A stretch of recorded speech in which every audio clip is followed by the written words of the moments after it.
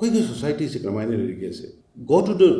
grassroots eikhoi amani swaida officer we ba koi amani swaida flag car tong sat paduna koi society phari ni lobya secretary officer khar urga la koi phari ni lobya akoi mantri mla khar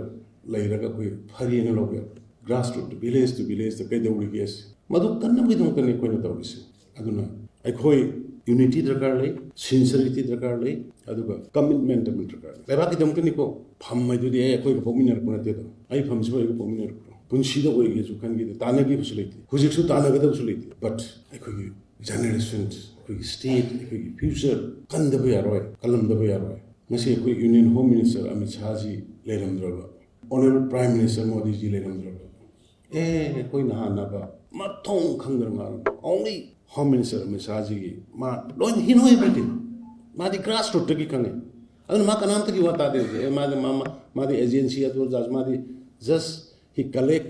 information from the grassroots aduna ma khak leibigi because of him we are set now and will be set in future also aduna sigi leiriba situations that koi once again koi unity laisi sincerity lainasi commitment lainasi lana individual profit kinate fang binate laibak ki state sigi khar khak torom se na koi hono jabni